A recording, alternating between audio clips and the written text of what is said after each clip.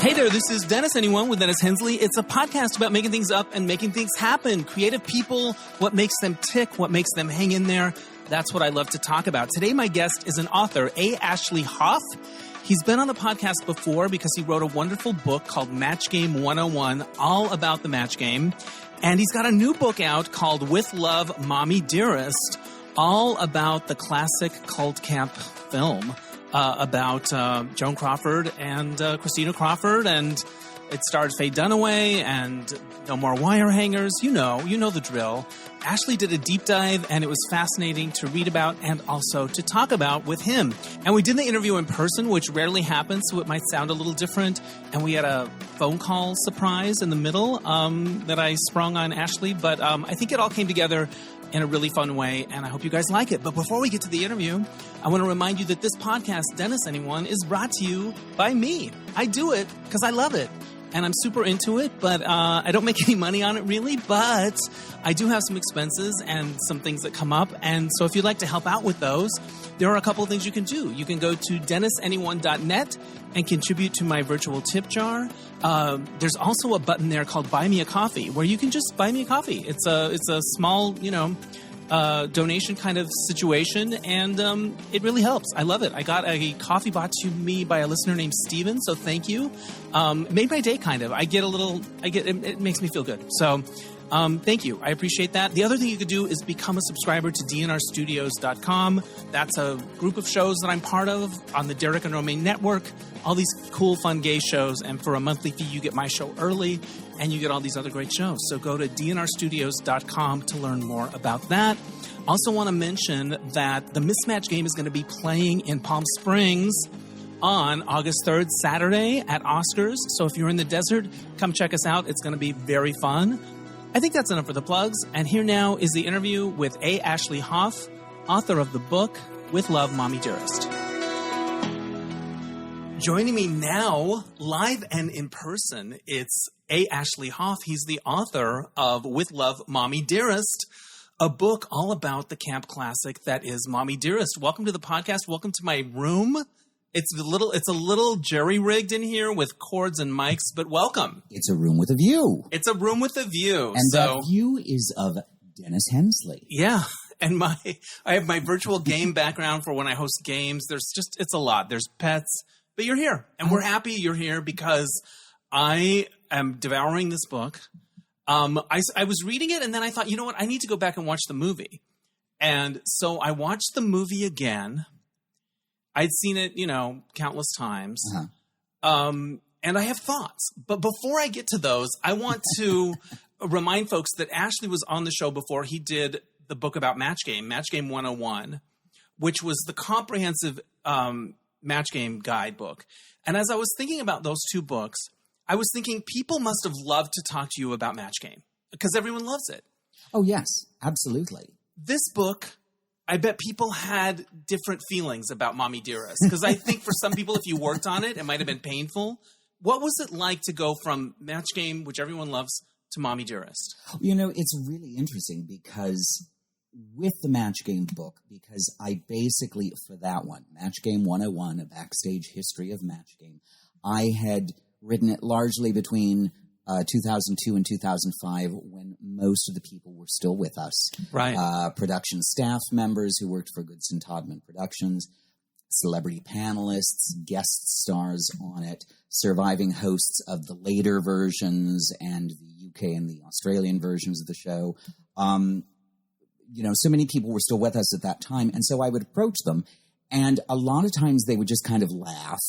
Right. But they, just kind of shrugged their shoulders and said, yeah, I'll talk about Match Game. And the majority of them had such positive memories of it that they had a lot of fun talking about it and reminiscing. Right. And Mommie Dearest was something where I tracked down damn near everyone I could find who was still with us. There were a lot of people who have either retired, some have passed away. The movie was done 43 years ago. There were a few others, like, for instance, Faye Dunaway, whom I reached out to, but pretty much knew nobody's going to reach back, which is fine. I was fine with that. But I did let her agents know, I was writing this book. I would obviously love the opportunity to speak with her, or if she had any comments to make, I am certainly open to them. But, nobody got back to me, and that's fine. I kind of wasn't expecting much. But I was able to talk to people who worked production staff members, crew members, as well as actors in some of the smaller roles, as well as actors in some of the larger roles. And I was very lucky because, reaching out to people about something like Mommie Dearest, sometimes you don't know what kind of response you're going to get. Right. You don't know if somebody's going to hit you on the head with a frying pan or what. Right. Or scream and yell. And the majority of people, I let them know what I'm writing is a respectful look at the making of this thing. I'm not out to make fun of anybody or make a lot of jokes because, that's been done to death. Right. And also, let's face it. I'm talking about why it's a camp classic. You want to know why it's campy? I don't shy away from it. Right. But I'm not just, sitting there poking fun. And most of the people were, they got it. Right. They've had 4 decades worth of work between now and then to kind of get over it. Right. So aside from the fact that I oftentimes had to psych myself up to reach out to people, I was very lucky that a lot of people did talk to me. I love it. Who surprised you? Who surprised me? Just the fact that I was able to talk to so many people. I was able to talk to people who worked like in the transportation department and the people who, Jonathan Zimbert, who was one of the PAs assisting Frank Yablans, the producer of the movie. He and Eileen Maisel, who is behind The Fabulous Mrs. Maisel, amongst other things. Right. Were together. This was the first film for both of them. And they were on set pretty much all the time. Jonathan Zimbert, in particular, gave me stories like you wouldn't believe that unless you've read the book, because he was present for all of it. And he had a take, too. Like, he was I made a lot of notes, and his was one of the quotes that I thought really keyed in on it, which is, he says, the director, Frank Perry, had an operatic tendency. Yes. And I was like, yes. And then you could see it when you watched it again. When I watched it again, I was like, oh. Because I was watching it was like, why is it campy? And I would argue it's partly the pauses. Like Faye Dunaway will say a line and then pause and then say another line. Like there's this sort of, it reminded me of, in soap operas when they're going into a commercial and those actors have to hold until they cut to commercial. So the beat is long past. The emotional beat is long past, but they're holding. This felt like a movie that was full of that. And it felt like the director liked that, wanted that. That for me is why it was, as I was watching it going, oh, this is why partly for me, this is what trips my camp gaydar, I guess. Camp-o-meter. My camp-o-meter. It's very funny that you said that because I did an event in Des Moines, Iowa. We were at the Varsity Theater screening Mommie Dearest, and then I did a talk afterwards and signed copies of the book afterward. And my cousin Amy, who happens to live there, watched the movie, and she hadn't seen the film for 200 years. So she watched it, and she said, it's like a soap opera, because even the audience reactions, Steve Forrest, who plays Greg Savitt, based on Greg Boutzer, handsome in the movie. Yes, he was. He's the right kind of handsome. He's like that retro handsome. Well, and very old world movie star. Yeah. He was, in fact, an MGM contract player during the time Crawford was there. But Steve Forrest would be on screen. He and Faye would have these interactions. Nobody laughed. But then the camera lingered. After he delivered his last line, the camera lingered for that soap opera pause. And the audience started laughing. And Amy said, that's very odd. That's very interesting. She pointed that out, and so you're not the only one. Well, that's what jumped out to me this time I watched it. I hadn't really keyed into that before. But also, there's a scene early on where Joan Crawford, played by Faye Dunaway, goes to try to adopt and she's rejected. And the person that rejects her, Beth Simpson, played by Virginia Kaiser, they give her the full-on operatic camera treatment. And she's just a bureaucrat saying sorry, right? And it would hurt more if it was colder. But they linger on her face, and then they linger on Faye's face. It's like even these people with one scene are given this soap opera, epic diva photography and lighting and pausing, holding those looks. And I think that's what tipped it to camp for me this last time. Well, it's very interesting because the line that you had pointed out that Jonathan Zimbert gave, where he said that Frank Perry had a very operatic take. Yeah. That came in a conversation because I was asking him. There is one particular scene that I refer to as the Madonna of the staircase shot.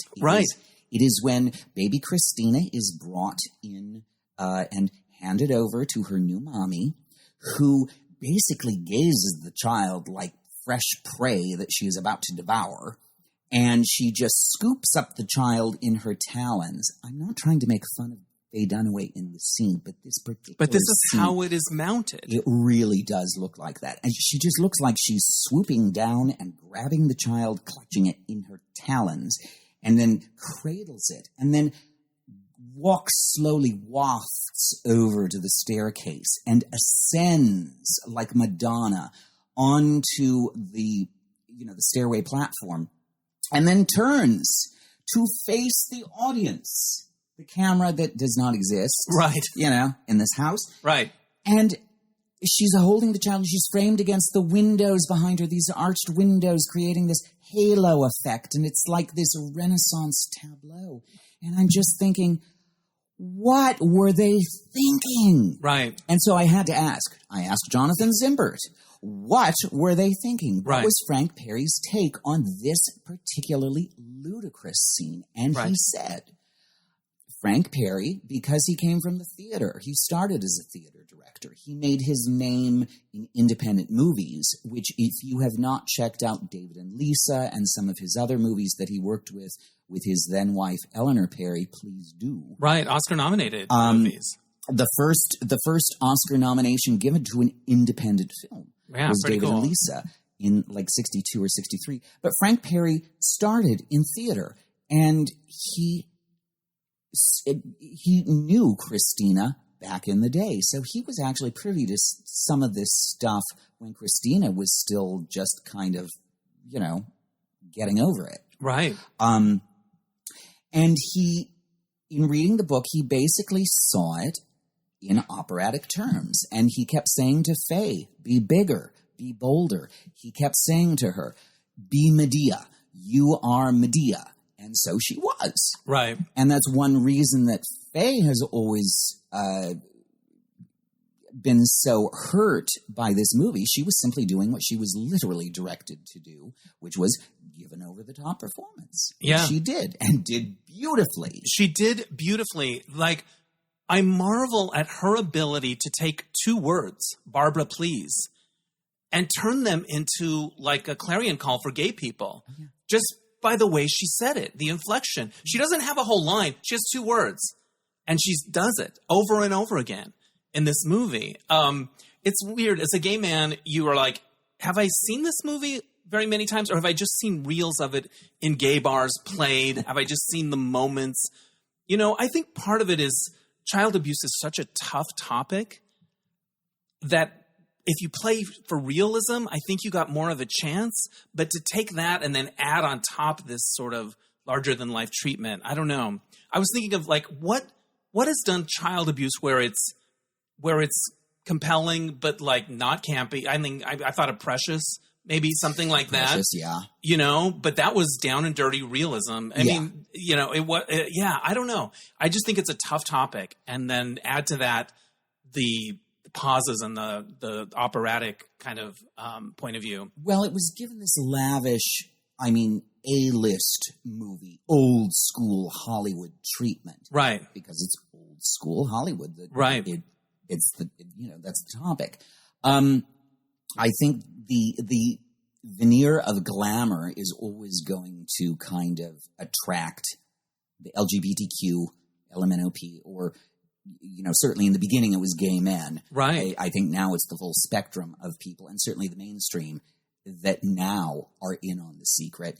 I think one of the reasons that gay people or LGBTQ people have always been attracted to it is because so many have experienced being bullied right. or abuse, either from their families, from their peers at school, even from their coworkers, in the workplace. So I think that's one reason a lot of people identify with this movie. But I think as a result, there's something very cathartic for a lot of people, because especially when you've been bullied and you've been, really suffered. Right. You're definitely an underdog. You kind of either root for Christina or root for Joan, as depicted in the movie. And there becomes a very, it's almost like a therapy session. Right. Which is very interesting because it was either Michael Musto or Mark Hustis, and I can't remember which.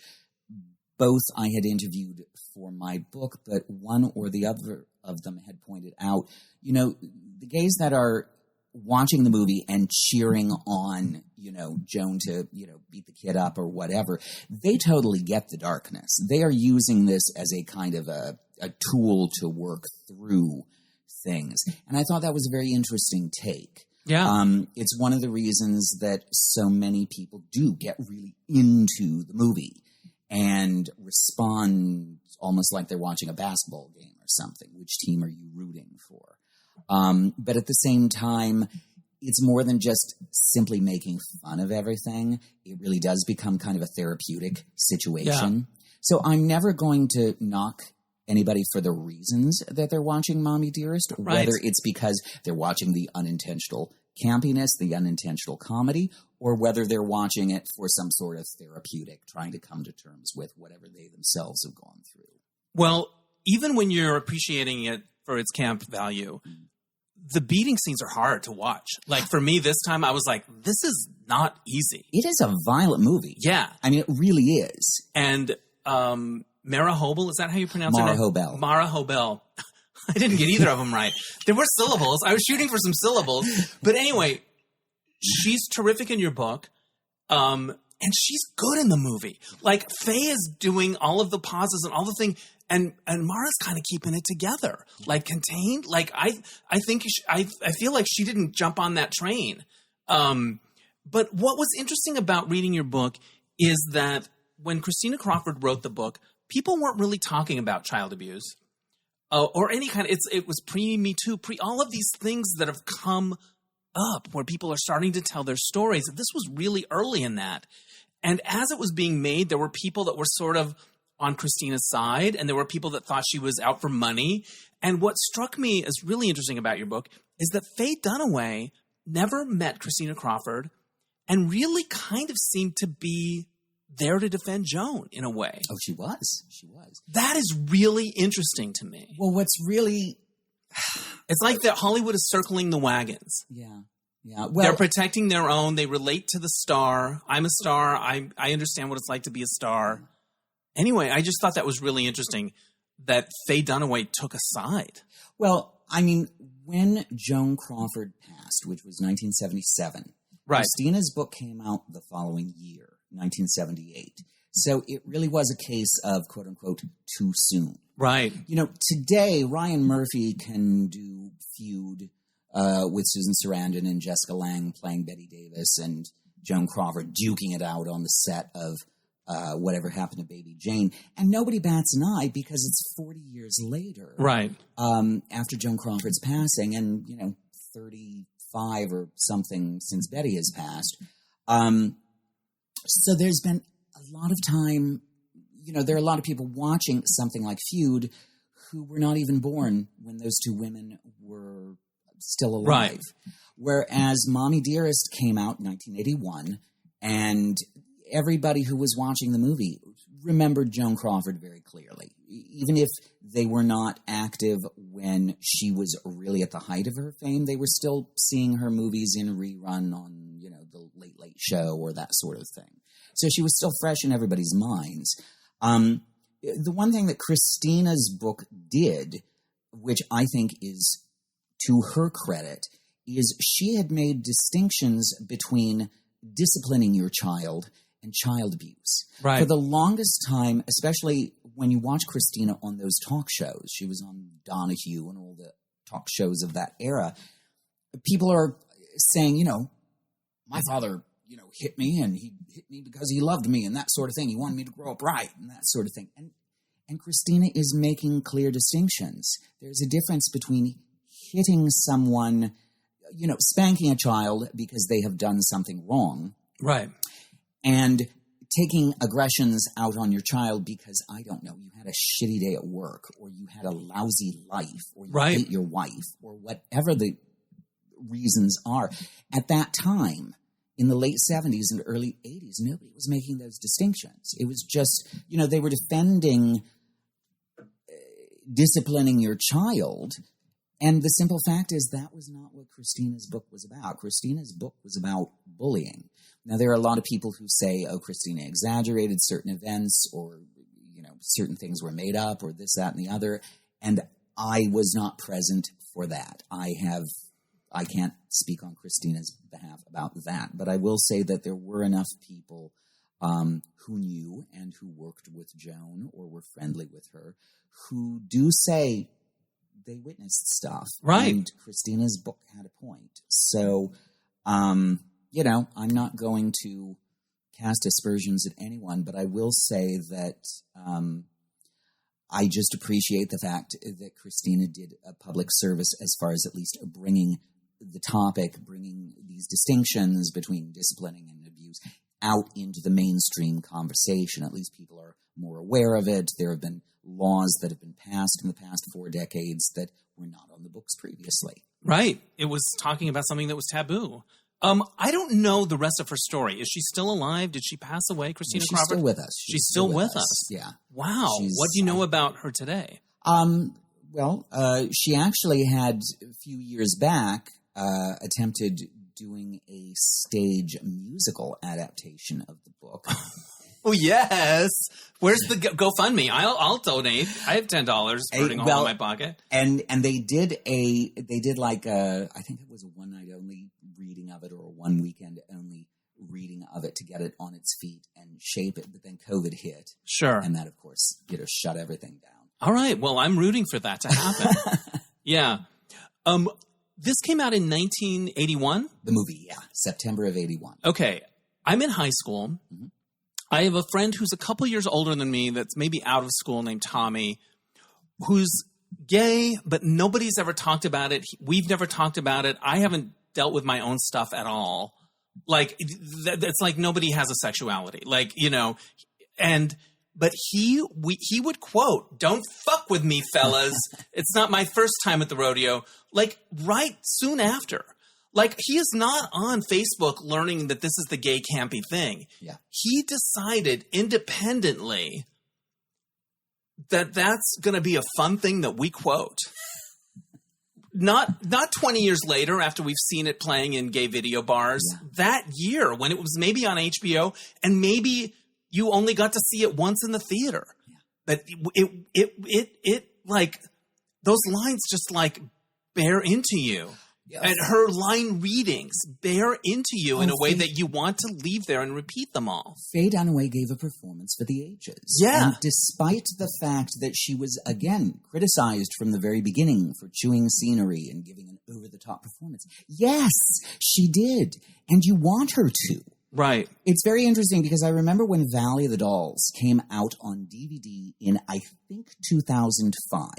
But in any case, when it was released on DVD, they had put out the bonus features, including Patty Duke's screen test as Neely O'Hara, where she's chewing scenery like nobody's business. But then, because when they made the movie, or just before they made the movie, Barbara Parkins had wanted to do a screen test as Neely, even though they kind of rolled their eyes and said, well, we want you as Anne, but okay, just to satisfy you, we'll, go ahead and film this, you as Neely. And when you watch them side by side, Patty Duke, unapologetic, just earthy and just tearing down the house. Right. And Barbara Parkins, who, God bless her, is a patrician beauty, and she's kind of slinking around like a Siamese cat, and she's slithering through the lines and, delivering all this, because I've got to get up at 4 o'clock in the morning and sparkle, neatly sparkle. Whatever her line reading was, it was, God bless her, terrible, because she just wasn't getting down and dirty. And I realized watching that, no, Patty Duke did not give a bad performance. Patty Duke gave a performance for the ages, and that's why we love her. I love as performance O'Hara. For the ages. And because that's what not Faye a good gave. performance or a bad performance. Oh, it's it's its own stellar thing. performance. It's its own thing. It's No. its own category. Faye Dunaway, did she give a bad performance? Hell no. Hell to the no. Faye Dunaway is a sorceress commanding the elements.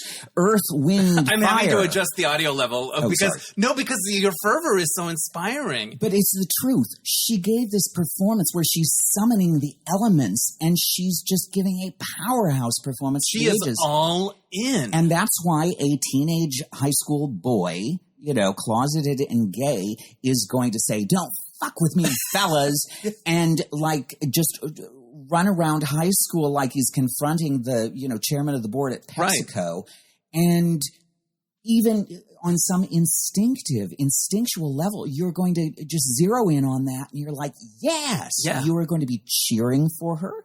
You're going to be, getting mad at the dirt. You're going to be, getting down and dirty just because there is something invigorating and energizing.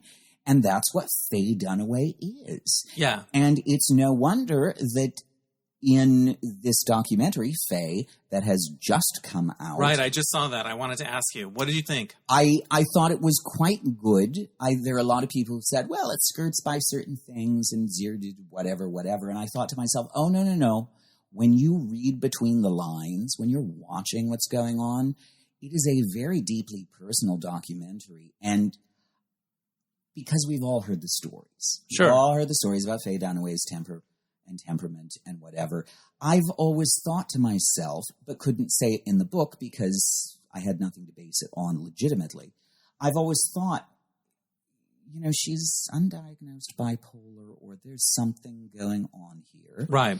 And when you listen to the stories that various people have given, both that I quote in my book from the set of Mommie Dearest, but from other films that she's worked on as well, there are people who had great stories to tell. I loved working with Faye. She was a professional. There's this. But there are other people who said she was just, there was something off. And, I quote them giving their own interpretations. And it did not surprise me that she has come out saying that she was diagnosed with a bipolar disorder. She takes medication now, and et cetera, et cetera, et cetera. But I think, comparing her again with Patty Duke, who also was bipolar, legendarily so, and gave an equally operatic film performance as Neely O'Hara in Valley of the Dolls, I think there's something to be said for an appreciation for any kind of emotional biochemistry, that has apparently given actors and actresses some of the greatest acting abilities, superhuman powers, which is kind of perverse. And yet at the same time, I think there's something to it, because when you watch Faye's performance, I mean, she's a powerhouse. Yeah. And nobody else has that. It's coming from a real deep place, It even really though is. it's larger than life. It's coming from another dimension. I loved her son in the documentary, and I was touched by their relationship, because when you think of Mommie Dearest, you think of bad parental relationships, but Faye, for all of her complicated reputation, seems to have a wonderful relationship with her adopted son. Yeah, they do. They've always seemed to be close. He's accompanied her to, film premieres and various events and so on. And I've never heard that they were not, that there was anything negative between them. Right. He seems very supportive of her. And cute. And yes, he is. He's handsome. He's very handsome. But I think that because Liam was adopted, I think that's one of the additional reasons that Faye was always so wary about this, or had mixed feelings about this movie and playing Joan Crawford. And when people would say that she gave a very convincing performance, I think there was a part of her that felt kind of ashamed of that, because she was an A-list, temperamental movie star who adopted a child, who is playing an A-list, movie star with a temperamental reputation who adopted multiple children. And I think there was something there that she probably identified with, but was possibly scared by, or possibly, because you're an actor or you're an actress, you throw yourself into the role completely. I think she probably felt like she might have gotten a little too close to something she might have wanted to keep actually at bay. Interesting. I don't know. Only she could speak to that. But sure. I think that's one of the reasons that she's been reluctant to talk about working on Mommie Dearest all these years. I think the other reason is that she was very personally hurt by it. Of course. But I think, when you look at actors who have been involved in things that turn into campy classics, it seems to be the lesson is the sooner you can make peace with it and get on board, the better you're going to be professionally. Like Gina Gershon did the Showgirls thing right. Yeah. Like she got it right away. And she's always been a good sport about it. And anyway, I don't know. I don't think you can outrun it if it becomes a classic like that. It's always going to be there. Well, I mean, ultimately the film is going to sink or swim on its own. When you're in production and post-production, you've got some control over it. But once it's out there, it finds a life of its own. It finds its own fan base. And the fans are going to take it and interpret it the way they're going to. And you cannot dictate to them how that is. Right. I think it's a psychological lesson for a lot of actors and actresses who are working on movies today or will be working on movies in the future. If they have a movie that is not received the way it was initially intended, be okay with it. Be okay with it. Be okay with it, whatever. It'll serve you to be okay with it. It'll help you to be okay with it. Well, it's like being a parent and having a child. Is the child going to grow up to be gay? Is it going to grow up to become a Christian missionary? You can't control it. So just don't let it just totally haunt you that way. Yeah. Interesting.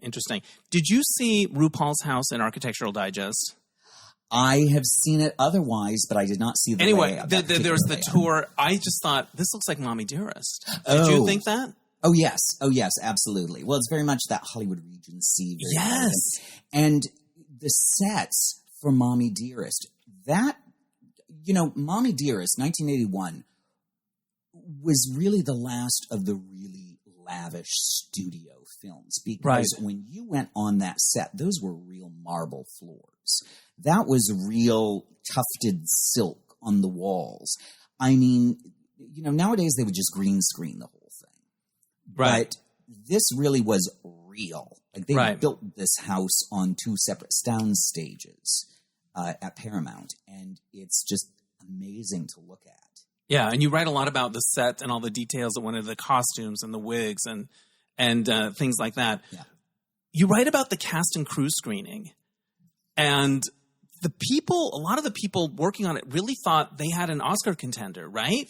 Yeah. And so can you talk about that moment when the creators realized, oh, this isn't playing the way we thought it was going to play? Well, it's interesting because Jonathan Zimbert, again, who was one of the production assistants working under Frank Yablon's, producer Frank Yablon's, he was, during the whole time that Frank Perry and Frank Yablon's were sitting there watching the wire hangers scene, for instance, and they were editing and finishing the editing, and they thought they had this, great masterpiece where they were tackling the subject of child abuse in a very serious way. And Jonathan said he and Eileen were sitting there behind them thinking, are we watching the same movie? Right. Because they got it, that this was over the top, and this just did not look quite like what it was supposed to be. But for some reason, the Franks just They believed they were in. And I think believed. as any kind of creative person, that can happen. Oh, you yeah. can think you're doing one thing and then it just doesn't play. Oh, yeah. Yeah. And then there were others who went, Belita Moreno, who played, she was basically the soap opera director. She was a stand-in for Gloria Monty, right, who was the real director and producer of the soap opera that Christina was in, but they couldn't use her name. So Belita had gone to the cast and crew screening, and she was shocked. She was with her husband, and when the laughter started, she was just kind of bewildered. She was not expecting that. Right. And there were a number of people. David Price, who played Christina's young, male friend at school, right, with whom she ends up, in the stables. He said, he was not expecting the laughter, and it was definitely there when he went to one of the previews. Faye Dunaway herself did not see any of the preview screenings. She went, once the movie was actually out, she went to see it at Grauman's Chinese Theater, and she sat in the back, and she was completely shocked. She came out of the theater, and she called up Joan Hyler, her then agent, and she was just completely shell-shocked by the experience. I can imagine. And she said, they're laughing. They're laughing. She was completely shocked. And she was appalled. Right. And it was one of those things where, again, this is why Faye Dunaway just will not talk about the movie unless a gun is pointed at her head. And I don't blame her. It's traumatizing. But when you put your all into a character, right, and she's a method-trained actress, right, so she put all of her all, yeah, in there. And she was completely shell-shocked by it. Yeah. So that's one reason that she has felt personally hurt by the movie. But the other thing is, and I point this out in the book, they started filming in January of 1981, and Faye Dunaway had just turned 40 at that time. The types of movies that she had been making from the late 60s throughout the 70s, these very character-driven roles with strong, powerful women. Chinatown, Network. Her Diana Christensen in Network was an amazing character that they didn't have that many of those types of characters throughout the 80s. The 80s took a turn. I mean, Hollywood took a turn in filmmaking. There were more comedies. There were more special effects-laden blockbuster movies. There were not quite as many of the types of movies that Faye Dunaway would have been perfect for. And so she tends to blame, and a lot of people blame, Mommie Dearest for quote-unquote derailing her career. But it wasn't just Mommie Dearest. It really was the times were changing. The types of movies that she had specialized in and excelled at were no longer being made to the same degree. And yes, she had achieved a certain age where she was no longer in the same category that she previously was. One of the other things you talk about in the book is the contrast between Faye Dunaway and Joan Crawford in terms of how the crew felt about them. I sensed that Joan could be difficult, but she charmed everybody in the end. In the end, they all were like, there was affection there. I don't feel that Faye did the charming part. Yeah, well, I quote Rutanya Oldest saying this because she had said something to the effect that, Joan knew how to get her way by being charming on set, and she wished that Faye had taken that particular lesson to heart. Right. Joan Crawford, the real Joan Crawford, was famous for writing thank you notes and writing notes to just everybody. And for, old Hollywood at that time, they always gave gifts at the end of the making of a film and that sort of thing to show their appreciation and sometimes to smooth over ruffled feathers. And, whether it's a bribe gift or whether it's meant out of genuine affection, the simple fact is those little tokens of esteem, whether it's a note or whether it's a minor gift, really carries some weight. They go a long way. Yeah, and Faye did not necessarily do those types of things, on the set of Mommie Dearest. That did not necessarily go over well. She, she probably could have thrown a few bribe gifts right ways. You know? I actually interviewed Faye Dunaway for Us magazine in the 90s for a movie called Albino Alligator. And it was a profile. And they made the mistake of doing the photo shoot on the day of the interview. And as an interviewer, when you're scheduling with the publicist, that's always the worst because the photo shoot runs long and it's not the best.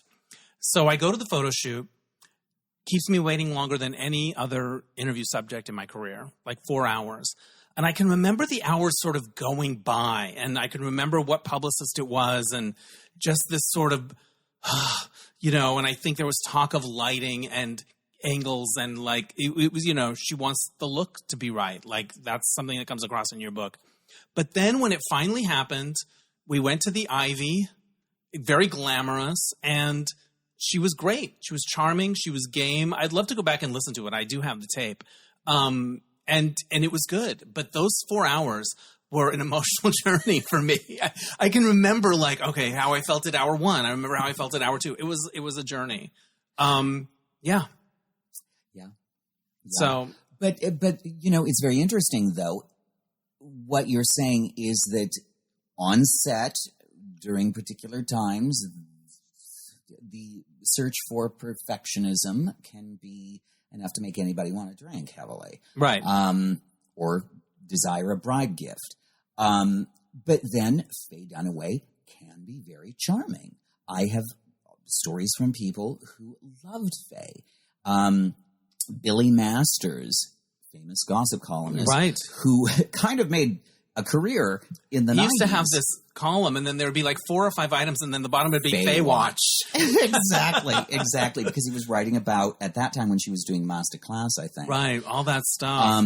But the thing was, he told me that he had met Faye on a number of occasions, and she was always just an absolute doll. Yeah. She was really nice to him, nice to his mother, nice to just everybody. So she definitely is capable of great kindness and great gentleness. Right. Again, her son seems to like her. So obviously, he has Sharon Stone loves her in the documentary. But even Sharon Stone refers to something you write about in the book, which is called the Clearaway Club. Can you describe the Clearaway Club? Yes, that had occurred. Britannia Older talks about this in her Mommie Dearest diary. She's the one that played Carol Ann. Carol Ann, yeah. Exactly. She published her on-set diaries with, some addendums to just kind of clarify some things in, I think, 2015. So if you have not read the Mommie Dearest diary by Britannia Older, I say get that. It makes a lovely companion piece for my book with Love, Mommie Dearest. But she talks about how she was on set one day and Faye all of a sudden just shrieked, "Clear, clear, clear," because she was distracted by one of the kids acting up or making noise. And Britannia and everybody were, ducking for cover. And Charlie Schramm, who was a makeup man, who actually had worked with Joan Crawford, but was now working on Mommie Dearest, he basically said to her, "Welcome to the Clearaway Club." I love the Clearaway Club. That would be a good name for a band of gay people. Oh, exactly. Yeah. Exactly. Yeah. And Britannia was just kind of shell-shocked by the experience and said, are there other members of the club? And he said, "Oh, yes, we're all members of the club." Yeah, it's a big club. Okay, Ashley, I have a surprise for you. I have a special guest. He is the author Abdi Nazemian. He was a past podcast guest, and we discovered in our interview that he has a lifelong love of Mommie Dearest, and I thought he might have a question or a comment that wouldn't be something I would think about. So, Abdi, are you there? I'm here. All right. Ashley's here. He's the expert on Mommie Dearest. What do you want to discuss? What's on your mind? Fire away. Oh, God. You know what? I mean, this is not a question about the making of the movie, and maybe you've already covered this. But I was actually thinking, I don't know, Dennis, if you remember, I wrote a novel called Like a Love Story, and in it, there's a character, Judy, who has a gay uncle who has movie nights. Yes. And she talks about how they watch Mommie Dearest and she thinks it's a comedy. And when she says that, her mother, who's more conservative, and her book club are horrified that she calls it a comedy because they say, "Well, what do you mean it's a comedy? That's a movie about child abuse and trauma. And Judy can't quite explain why it's funny. And this is a question that people have asked me often about this film and about other camp classics. And I'm just curious how you would, if you were explaining to like the straightest person in the world why this movie is funny and why it means what it does to our community, how would you explain it? Oh, that's a good question. Yeah. So, yeah, if you were talking to a straight person about why this is funny, what would you say? You know, it is kind of hard. How do you translate from one language into another? It really is like another language, and hinting at, like my friend in high school, that we spoke that language. We had talked, Abdi, you were not privy to this conversation, but Dennis and I had talked a little earlier about this very thing. What made this film a camp classic? I mean, it is about child abuse.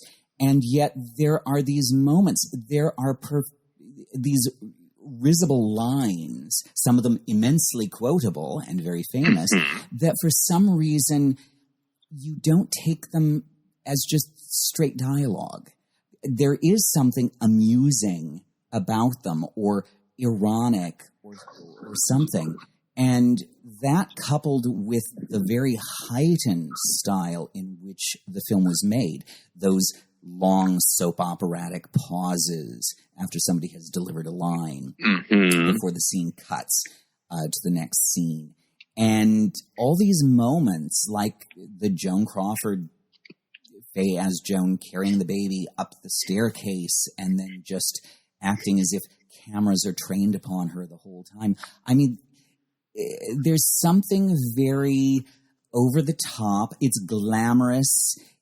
But there's something kind of absurd about it, because if people were doing this and behaving this way in their private lives, you would think, are they on drugs? Are they bipolar? Is there some other thing going on? Are they playing a joke on me? Because nobody really behaves like that in real life. Right. It's hard to say. It's one of those things where, to define camp, it's like our friend Alonso Duralde had introduced the movie The Lonely Lady to me, starring Pia Zadora, based on a Harold Robbins novel. And it has these moments that are just so over the top. There is a rape scene that for some reason is just as hilarious, quote unquote, on a perverse level, as the wire hangers scene in Mommie Dearest. Now, these are very serious topics. Right. You don't laugh at rape. You don't laugh at child abuse. And yet, for some reason, the absurdity of the way they were filmed, there's just something about it. And maybe there's a certain level, because it's such dark material, we're Americans, we're very squeamish when it comes to, ooky stuff. Right. Culturally speaking. Right. It's hard to watch some of this stuff. The rape scene in Showgirls, for example. Yeah. Sometimes you just nervously titter in response to what is up on screen. And for some reason, that nervous laughter then turns into guffaws and out-and-out laughter. And it becomes this kind of involuntary response. Well, something that struck me as you were talking is there's a ferocity to it. And they're so committed. It's the volume of commitment, right? They're so all in. And there's something about that almost gives you those nervous giggles in a way. For sure. Abdi, do you have a favorite scene or a favorite moment? Oh, God. So many. The Barbara Bennett scene is probably my favorite scene. What is that scene? With Jocelyn Brando. I love that. I love you guys are saying these names that, Barbara is come on, Barbara, please, Barbara. She's the journalist that comes. Yeah, the Red Book. Right. Yeah, Red Book. And Joan Crawford beats the shit out of Christina in front of a journalist. Movie star manages it all. Career, home, and family. Right. But, my God, every scene. Some of my favorite lines are lines that nobody even quotes, that we quote. I think I told you this, my husband and I, when we met, he had a work trip like a week after we met, and we spoke long distance, and we realized we were both obsessed and practically just performed the whole movie on the phone. That's probably when you knew this was a keeper. I was going to say, I love the fact that this movie brought you two together. Yes. That's hilarious. But you know what, though? This movie has brought so many people into my life. I was obsessed with it way too young. I think I was 10 or 11 when I became obsessed and recognized it as comedy, by the way. And through my life, it's brought so many high school friends, college friends, gay friends, my husband. Like, it's this point of reference that when someone gets it, you know that they understand a part of you that can laugh at the dark stuff of life. You know, all the things that we talked about that make it camp. It is a movie that brings people together, strangely enough. And didn't you show it to your entire college group? High school. I went to a boarding school in Connecticut, and I was obsessed, and I got all my friends obsessed. And then by my senior year, I decided I was living in faculty housing, which was very rare in boarding schools. So I had access to a basement that this faculty member I lived with had, and I had this Mommie Dearest party there, and it was major. I mean, people like prep school kids were coming with wire hangers shaped to say mommy, and people, one of my best friends put wire hanger marks all over her body, so it looked like teachers attended. I mean, it was major. People still talk about it. Of course people still talk about it. And then after the party, a freshman, I believe freshman or sophomore, I can't remember, came up to me and told me, I didn't know who she was, told me that her godmother was Faye Dunaway. And I had to write her a letter about what was going on because she would be so happy. And of course, like, teenage me flipped out and bought all the original lobby cards for Faye to autograph for us and wrote her this long letter about the Mommie Dearest obsession that had taken over this prep school. And when she came back from spring break, I asked her how it went. And she said that Faye was very impressed with how I wrapped everything and how beautiful everything it was. And then she read the letter and she threw it across the room and said, never mention that movie to me again. And I never got my lobby cards back. Wow. That was it. And by the way, I became more obsessed with her after that. That was the moment where I'm like, oh, I love this woman. Oh, dear. Oh, dear. Abdi, when we were talking camp appeal, I kind of cut you off, and I felt like you might have had another thought you wanted to share. The only thought I wanted to share is I feel like one thing that people don't appreciate enough these days, and often when people ask me about, like, Mommy specifically, but other camp, is they don't appreciate the power of laughing at things that are very dark and traumatic. And I actually think that's a lot of it. Like, I think as gay people and queer people, we almost all of us, especially our generation, experienced a great deal of trauma and bullying and being outcast. And we see something like Mommie Dearest, and it allows us this ability to kind of laugh at, like, the most extreme version of something maybe we felt inside. And that's really positive in a way. You know, it's not like you're laughing at abuse. You're laughing in order to deal with the fact that maybe you're feeling some of that stuff, and the laughter allows you a way to cope. So I think there's a little bit. I mean, when I think of camp, I do think that that's part of it. I think that's interesting. Yeah. Ashley, any thoughts about that? We talked about that a little bit earlier. Yeah, we were talking about that earlier. Before you joined. I think that has been, for a lot of people, one of the appeals of Mommie Dearest, why so many people have watched it over and over and over again, not just the unintentional comedy element, but because of that very therapeutic experience of watching something that is just so terrible play out on screen, you know, child abuse, bullying, that kind of thing, and yet somehow either come to terms with it or neutralize it or whatever exactly psychological is going on during the viewing. It serves a purpose in some weird way. I also think the specificity of some of the abuse scenes, if she just hit her, it's not as campy as if she hits her with a wire hanger. If she's just slapping her around, it's not as campy as if she's got the soap and the soap is flying everywhere. It's the details. Am I right? If it's just beating up, it's not. Of course. I mean, my favorite part of the wire hanger scene is when she completely loses hold of her grammar and she says, "What's wire hangers doing in this closet?" And I'm like, wait, what? That's a deep cut. That's a deep cut, Abdi. Yeah. I go deep. I love it. I want to watch it with you sometime. Single line. Okay, we're going to watch it together. Ashley, were you at the 25th anniversary screening at Town Hall in New York? I might be aging myself here. Ashley, he was asking if you were at the 25th anniversary screening in New York at Town Hall. I was not in New York, but I did see it in Chicago at the Music Box Theater, and Christina was present for that. Wow. Oh, okay. So Christina. We actually had a discussion while the movie was taking place. I just thought, this is kind of creepy. We're watching the movie and laughing at it while she's out there. So I kind of, Catholic guilt got to me. So I went into the lobby and we struck up conversation and actually had a very long conversation where basically, she reiterated the fact that even though she does not care for the movie, she recognizes the fact that its continued popularity helped bring the subject of child abuse and how to combat it into the mainstream conversation. Right. So it served a purpose, and and I referenced that in my book as well.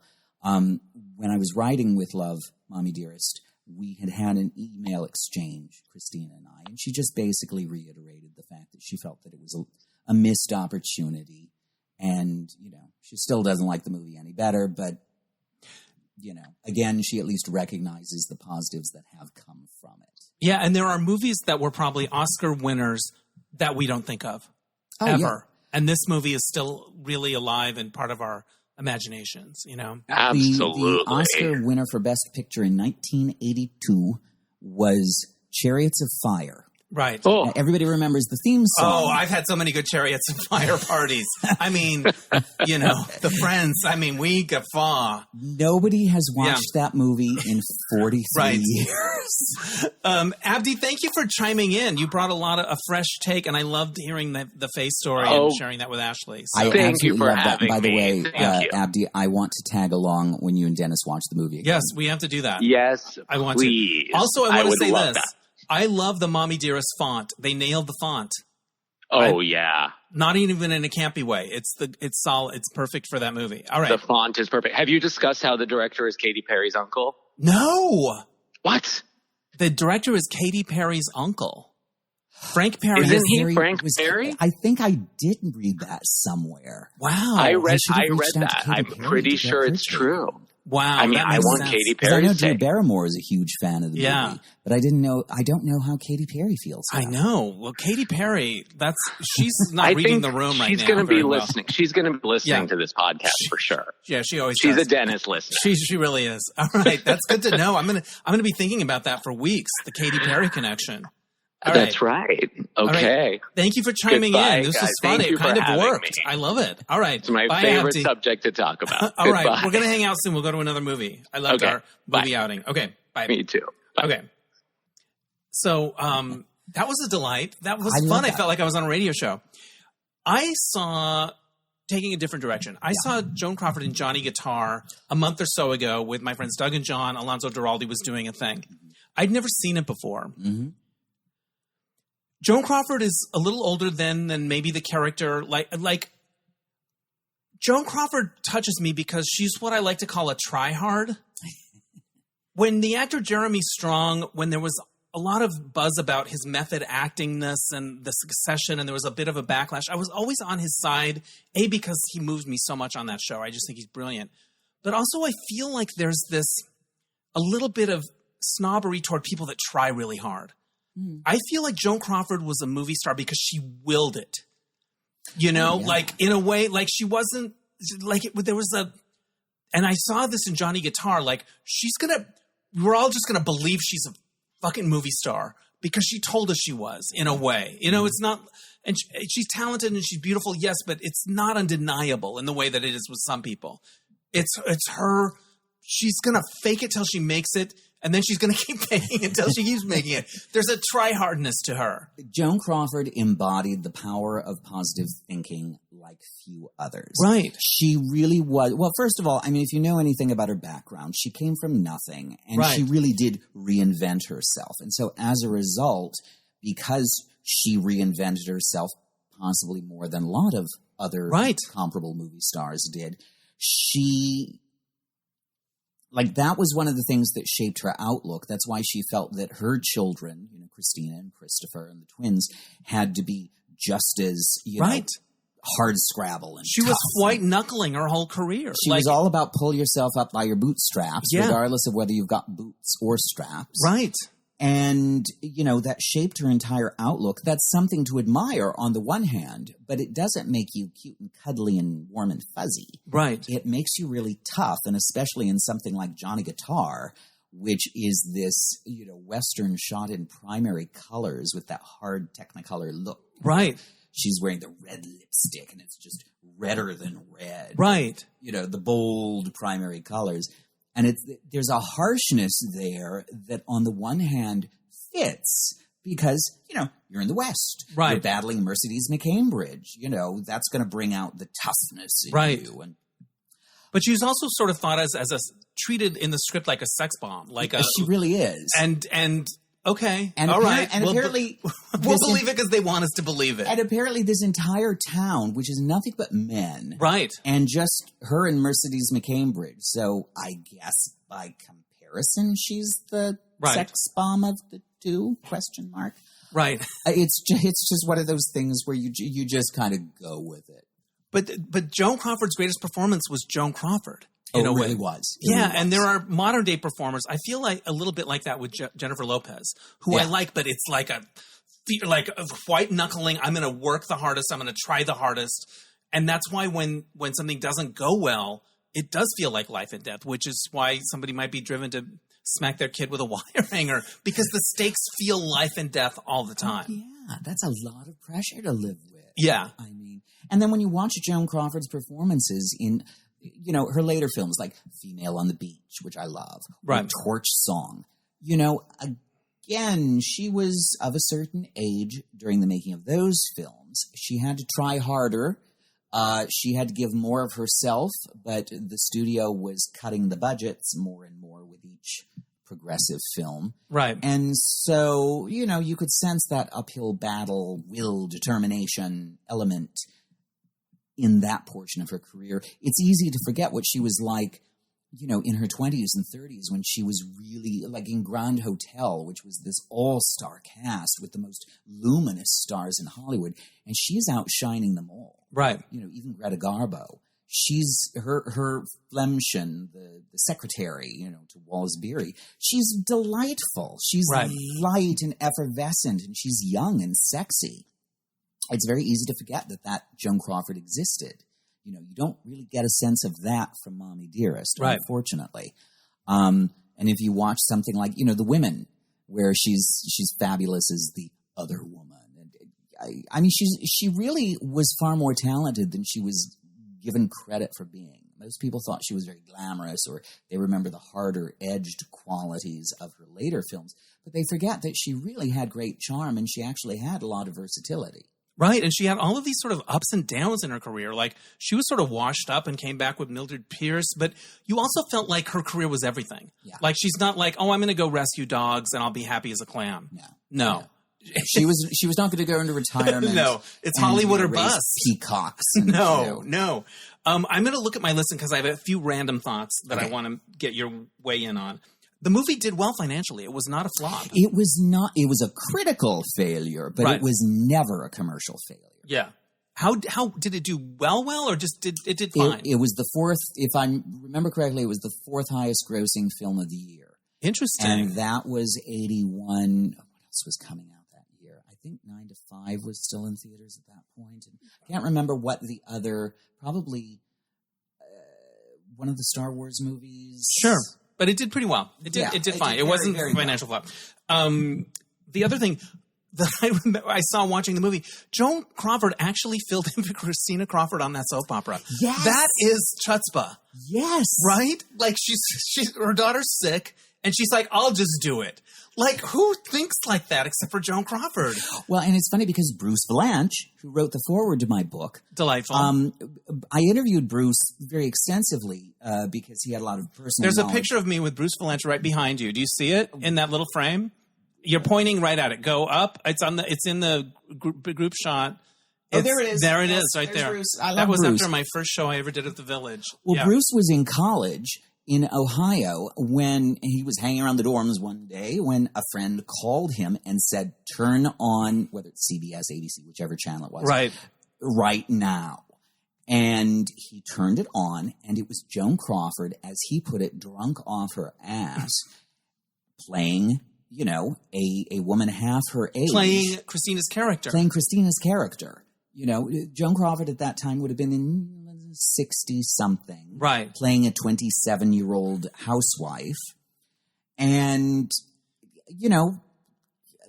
But the idea I talked to a witness. But the idea that, like, I'll just go in and do it. She was also the person that, like, if you can't accept the Oscar, I'll show up and do it for you. And like, any chance to have the spotlight and also seem like I'm doing somebody a favor, that was her sweet spot, it seems. Well, and there are some people who definitely believed that it was out of a genuine, you know, trying to help, trying to fill in kind of thing. But it also can, whatever its intention, it can be read a certain way. Right. That comes across as very narcissistic, and it just kind of adds to the Mommie Dearest legend. But it was true. It really did happen. This was probably in the movie, but I missed it. Why wasn't Joan Crawford at the Oscars when she won for Mildred Pierce? Why wasn't she there? Because she was afraid of losing. She'd been nominated for Oscars previously and had lost, and because of vanity reasons, she didn't want to show up in the news. Wow, because she wasn't sick. So no. She took to her bed and she claimed to have pneumonia or whatever. But and then she won it. But when they announced that she won, I mean, it's a little different than the way it plays in the movie. Right. But she was photographed in bed holding the Oscar, and she was made up very nicely and that sort of thing. Yeah. I have one more thought for you, but first, plug your book. Where can people get it?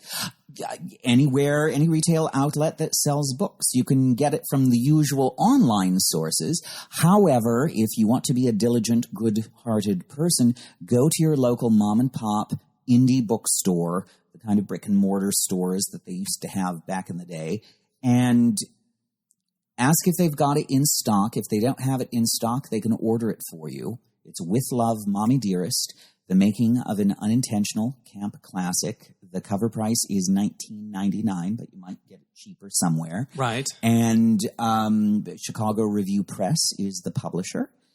Bruce Valanche wrote the foreword to the book, and I, A. Ashley Hoff, wrote the book. You wrote the book, and you did a marvelous job. I learned lots of fun nuggets, and it made me appreciate the movie even more. Here's my final thought. I find that as I get older, things that I always thought were campy are still campy, but there's something else too. They're poignant, or they're like I could feel Faye's pain around it as I'm watching it, in a way that when I was in my 30s or 40s, I was like, this is ridiculous. It was all a big laugh fest, right? Yeah. Now I experience it on more levels. It's a richer experience, but it's not all tee-hee-hee. Mm-hmm. In writing this book, were there layers to what you were discovering that were surprising to you, or that was like, oh, this isn't just about camp. There's other stuff going on here? Oh, yeah. Well, because I'd met Christina at that screening years ago, I always knew what the movie was about. Right. But at the same time, you watch the movie, you can see, yes, it's campy. Right. Why is it campy? Open your eyes, watch it. I will say that because I talked to so many people who worked on the film behind the scenes as well as on camera, I was very sensitive to the fact that, you know, nobody sets out to make a flop. Right. People really put their all into their work, whatever it is, whether it's the sets, whether it's the costuming, whether it's, you know, the lighting and the sound work and all that kind of stuff. So I was, you know, very approaching it from a very just straightforward, you know, not maudlin, but still sympathetic point of view when I was talking to people. I will say I loved the fact that there were so many people who get it. You know, they've worked on enough films. Right. Some of them classic, some of them not so classic, some of them forgettable. And they get what Mommie Dearest is. Again, they've had 4 decades to get over it. I was very amused by one particular story Mara Hobell told me. Right. She told me during the... Thank you for saying that correctly. Yes. During the rare meat, you know, at the dinner table showdown. Right.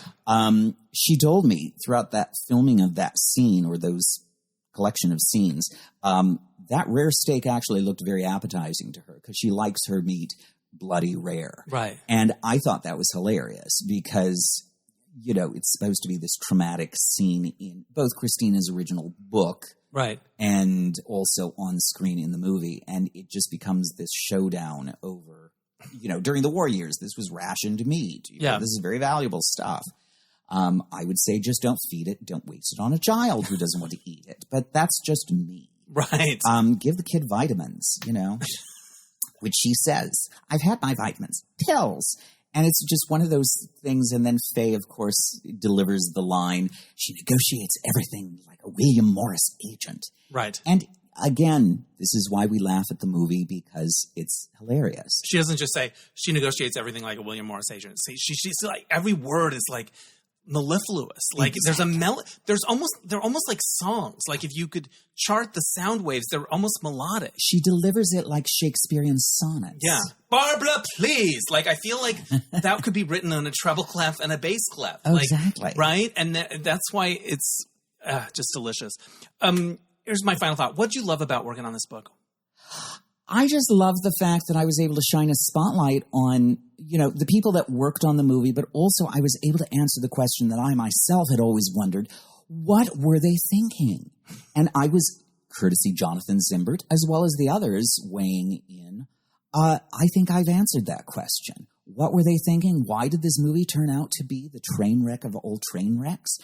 I think I've answered that question, and I feel very proud of having done so because now my curiosity is satisfied.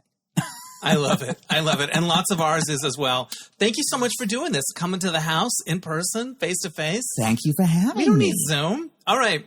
You guys, everybody go buy Ashley's book. And what are you working on next? Anything on the pipeline? I am. Coyote Ugly, perhaps? Not quite, but another, let's say, cult classic film that I'm not able to say anything yet because it's not officially official. Okay. But I think you'll be very pleased with the result. I love it. I'm excited. I'm intrigued. Thank you so much. Thanks again to A. Ashley Hoff. Go pick up his book, With Love, Mommie Dearest. There's also an audio version if you like to listen rather than read.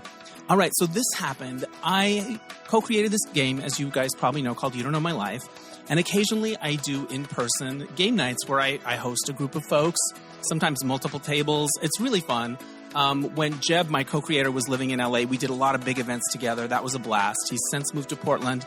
But we keep the dream alive. And this last week, I did an in-person game at Triangle Square. Now, Triangle Square is in Los Angeles, and it's a gay senior living facility. It's apartments for LGBTQ seniors. And I think it was the first of its kind in the nation. It's been there about 15 years. The LA Gay and Lesbian Center took it over a few years ago, and they have another one since. They've added a second facility.